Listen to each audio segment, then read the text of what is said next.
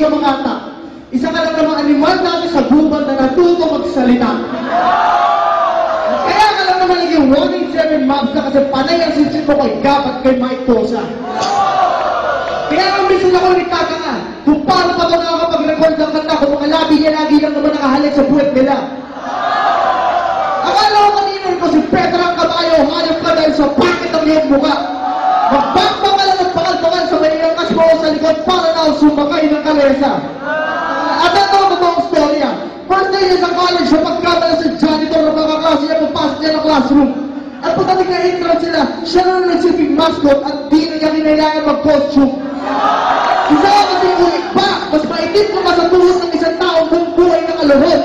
At ang rason nito kasi ang tatay niya may tayo-tayo sa kanyang kamot. At di ko rin talaga maintindihan ang pagmumukha mo kahit gano'n ko ito kinatisin. Dahil ikaw lang ang nag-iisang kilala kong mas malaki pa ang ginagit sa ipin.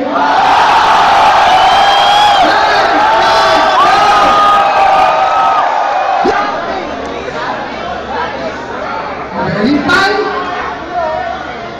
Conducting noise. Action. Boss, balita.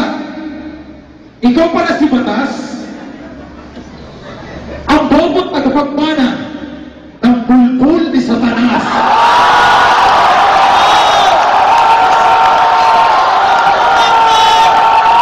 Kamukha na yan.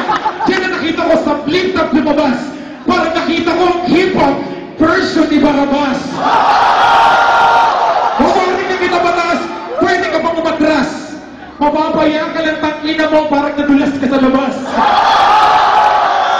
Unang round pa lang to, baka tumugo na ang mukha mo. Yung napatay sa hostage, putang ina, kamukhang kamukha mo.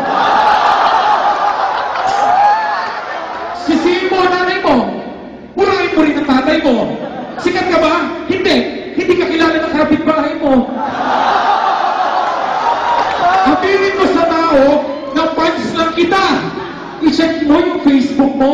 Kinonfirm na kita.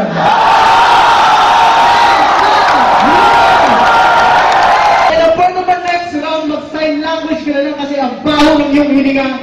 At huwag mo magalit para ganun, piling ko nalilikha ka ng ating Diyos sa mga papatuloy na marimot talaga siya magpatawa. At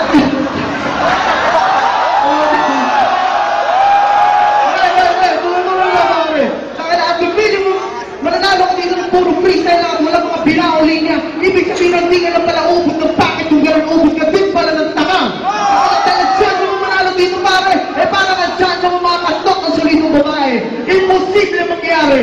Ano tama na sa naman, nalakaran ka magbasa ang iyong tine. Ito hinihihiyan mo yung sarili. Sobrang packet mo nakakatili. Kaya puto pag tawag ka mag-iayabang. Hindi ko naman sinasabi sobrang gwapo ko eh. Sinasabi ko sobrang packet mo lang.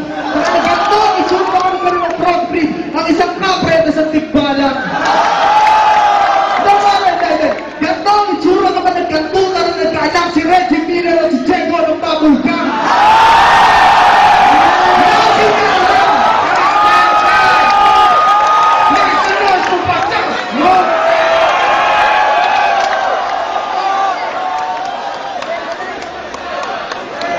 Calm down.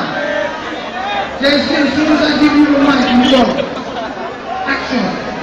Batas, may surpresa ako sa'yo. Listen.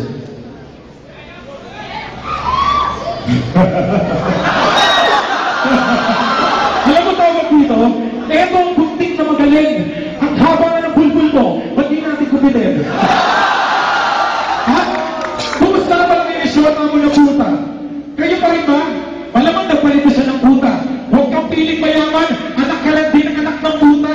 Kung di ko ba alam, gusto mong maging member ng Salvakuta.